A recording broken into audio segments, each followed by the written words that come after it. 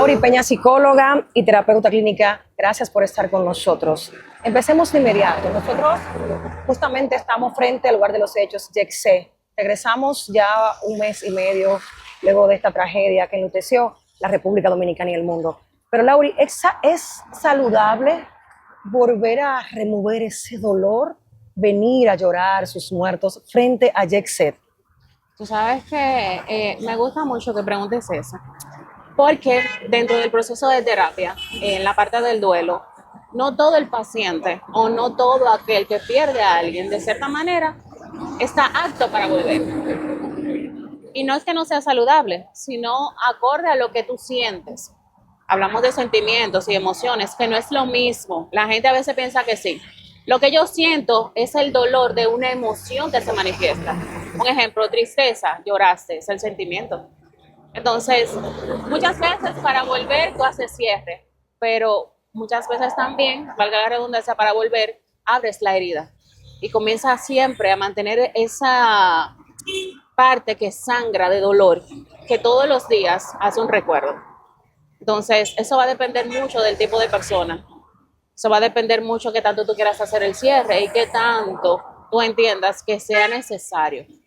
Pero si yo como madre no estoy preparada para cerrar este capítulo en mi vida y he perdido a mi única hija, como vimos una madre llorando desconsoladamente, ella se aferra a lo que le queda, se aferra a estas imágenes que tenemos detrás, se aferra a que su hija no se pudo despedir de ella.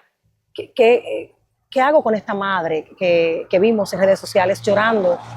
¿Qué hace esa madre cuando cada vez que se cumpla un mes? ¿Qué hace esa madre? Mira, lo primero es que siempre hay que dejar que quien tiene una pérdida pueda reconocer dicha pérdida, que eso es lo primero. Segundo, tratar de motivar a que vaya a terapia. Eso es un proceso de sanidad que se va a trabajar con el tiempo y siempre y cuando la persona quiera que eso se trabaje.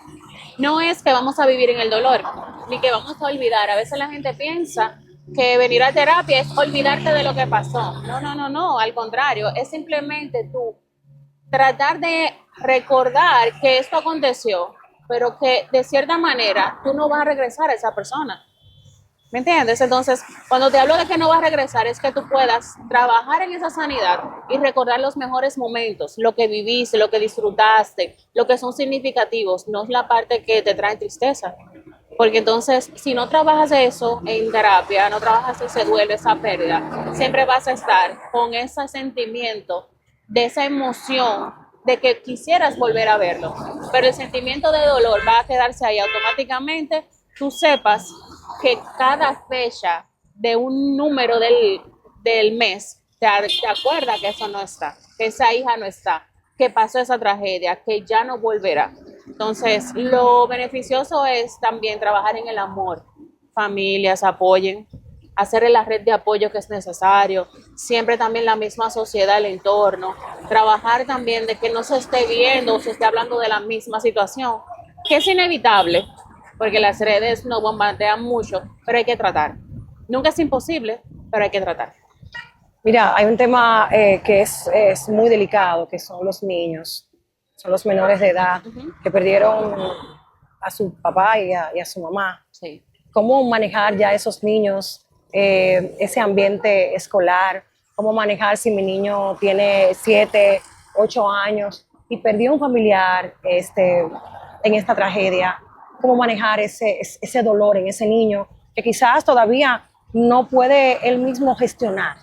Claro. Mira, esa es muy buena pregunta y me encanta que me aborden en la parte de los niños, porque aunque no lo trabajo, pero sí te puedo decir en base a lo que son esa incertidumbre de yo decir, ah, mira, se fue con Dios, se fue de viaje y no vuelve más, se fue a buscarte un regalo y pasan los años y el regalo no llega. No es propicio ni beneficioso hablar mentiras.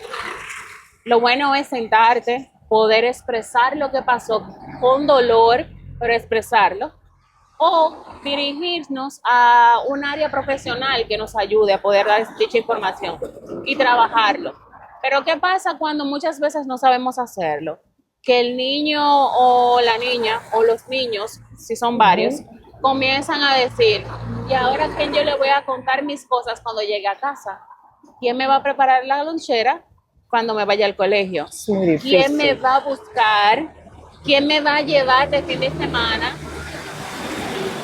¿Nos vamos a ir de viaje o no? Ya no voy a tener a quién ir a la parte de la habitación y decirle, papi, papi, papi, quiero tal cosa. O mami, mami, mami. Entonces, la familia tiene que unirse en momentos como estos, ya sea cualquier tipo de par de abuelos, tíos, primos, hermanos, si hay más grandes y demás. Y hasta la misma sociedad. Porque hay tutores que de cierto modo hacen una función muy importante, pero siempre hay que brindar esa parte empática, esa parte de acompañamiento como familia que es necesaria. La escuela también se involucra mucho en esto. La mayoría de los colegios o escuelas ahora tienen parte de psicología, que es muy bueno que siempre lo mantengan activo porque los niños en un momento como ese de pérdida se aíslan, no saben gestionar, como dijiste hace un momento, las emociones. Entonces, ese sentimiento no saben aflorarlo. Entonces, comienzan a dar malcriadezas, a aislarse, pero sobre todo también a mostrar una actitud totalmente negativa a lo que en un momento antes que aconteciera una situación como esta pasara. Lauri, lógicamente hay un momento de una sed de justicia, hay un dolor que hay una herida que está sangrando en su máxima expresión. Los familiares, la República Dominicana exige justicia. ¿Cómo gestionar el dolor que tengo, pero también cómo gestionar estos sentimientos que de repente han llegado a mi vida sin esperarlo? De repente mi familia salió a celebrar un cumpleaños y nunca regresaron. Todavía, casi a 2 meses, no hay una medida de coerción hacia el dueño de Yexé. ¿Qué hago como familia para gestionar esto que no me dañe como ser humano? Sí.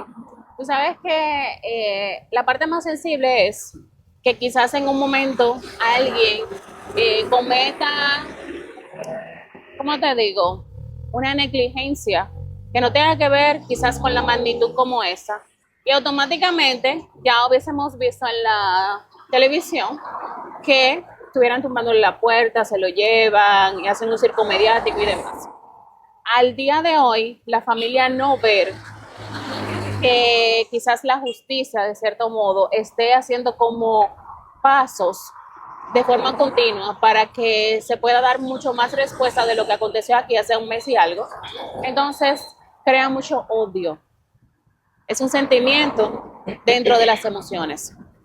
Crea resentimiento, pero crea también mucha incertidumbre de que mi familia murió, mi familiar murió, mi hijo, mi hija, y nadie me va a decir nada. Nadie me va a dar respuesta. Sé perfectamente que mucha gente no anda buscando dinero.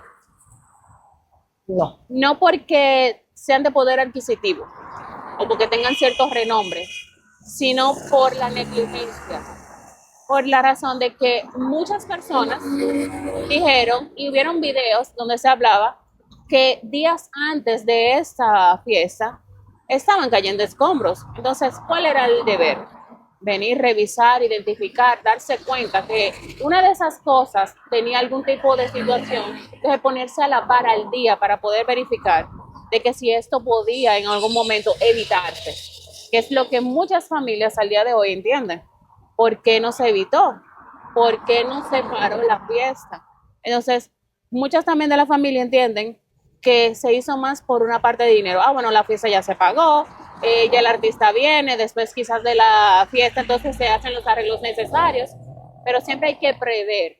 Por eso las emergencias y la gente cuando va, un ejemplo, a un área clínica, va de forma emergente para que luego te remitan a un especialista. Es lo mismo. Vamos a revisar cuál es la situación, qué es lo que hay que prever. Bueno, esta fiesta no puede ir, vamos a cancelar y vamos a remitir un ejemplo a un arquitecto, ingeniero, para que pueda revisar la estructura, a ver qué es lo que pasa, para evitar situaciones más adelante, lo que no se hizo. Entonces eso hace que el familiar se sienta con tanta rabia, se sienta con tanto odio. Y esto que todavía, te voy a decir, no se ha manifestado directamente el proceso de 90 días. Dentro de la psicología, 90 días, cuando tú no tienes respuesta de algo que tú entiendes que necesitas, entonces entras en la parte de buscar justicia por ti mismo. Entonces, eso hay que evitarlo, porque la ira se reprime, pero cuando estalla, entonces... Hablando del silencio, la magistrada Rosalba decía que están trabajando en el caso, pero que no lo están publicando ni lo están pregonando. Psicológicamente, este silencio es algo que beneficia o daña a los familiares. Hay un silencio que ha sido muy prolongado y como tú dices, entonces todavía no han pasado los 90 días. Este silencio me tiene oye, no sé lo que va a pasar. Claro. No sé qué va a pasar. ¿Este silencio es bueno o malo? Mira, lo mejor sería que puedan manifestar la información. ¿Sabes por qué? Ahí vemos el seguimiento que la misma parte de la jueza o de nuestro sistema judicial está dándole a las familiares. Si algo se te pierde y tú sabes que tienes la oportunidad de poder dirigirte a un lugar para que te den información, tú siempre vas a estar pendiente que esa información de donde tú la necesitas llegue a ti. Wow. Entonces, si se hace silencio y no llega, ¿qué va a pasar? Quizás te mantienes tranquilo o tranquila, pero de luego, ¿qué acontece? Te molestas, regresas, ¿me entiendes? Reclamas, y muchas veces cuando reclamas no lo haces de la forma correcta, sino lo haces airado, enojado, molesto a un punto tal que tus emociones se descontrolan, entonces crea caos, que es lo que muchas veces cuando no damos información a esos familiares que hace rato le están pidiendo, crea mucho dolor, más del que tiene. Es difícil calmar a una persona que ha perdido una familia completa en esta tragedia. Pero Lauri, yo sé que hay muchas personas que presentan y están presentando crisis. Hay personas que nos están mirando en este momento que quizás todavía piensan que esa persona aún vive. Quizás la van a buscar a su habitación, quizás van a llamar a ese hijo que lo han perdido. ¿Qué hago yo si todavía entiendo psicológicamente que tengo a ese familiar conmigo? ¿A quién acudo? ¿Qué hacer si yo soy parte de esa familia y veo a mi mamá que tiene una crisis emocional y la estoy viendo que ya se está desproporcionando? Claro, mira, siempre voy a ser partícipe de que el recuerdo de lo que son las partes iniciales de un duelo es el shock.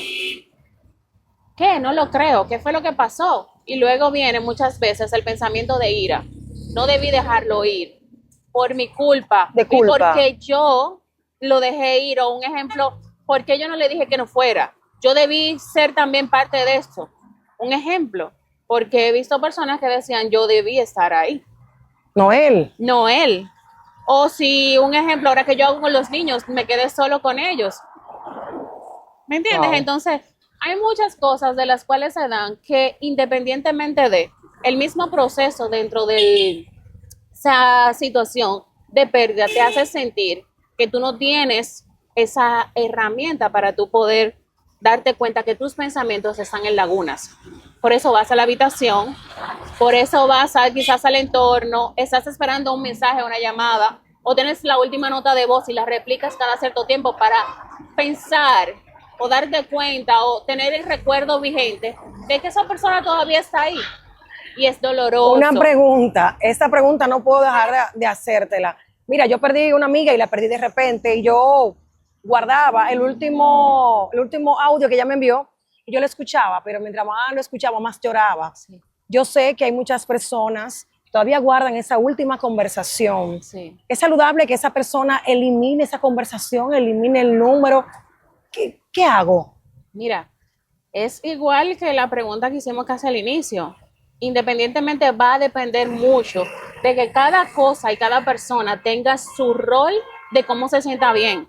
Por eso siempre se le dice al paciente o al familiar que emite un paciente a terapia, tiene que estar consciente de que la desea, porque si no va a abandonar. Entonces eso es lo mismo que cuando tú tienes un dolor, tú te aferras a lo que tú entiendes que eso es lo único que te queda, es lo último que te beneficia, tú sabes. Entonces, todo va a ir en un engranaje de cómo la persona hace Wow. uso de esa última parte que le recuerda a ese familiar antes de esa situación. Yo sé que este programa ha sido de mucha ayuda para muchas personas que no quieren llamar a nadie, que no quieren hablar con nadie, pero también yo no estoy segura que usted debe ponerse en manos expertas. Vamos a dejarle el contacto de Lauri aquí debajo de nuestra pantalla, las redes sociales, para que usted acuda a un profesional que le cuide, que le escuche y que sienta el dolor y que tenga esa empatía.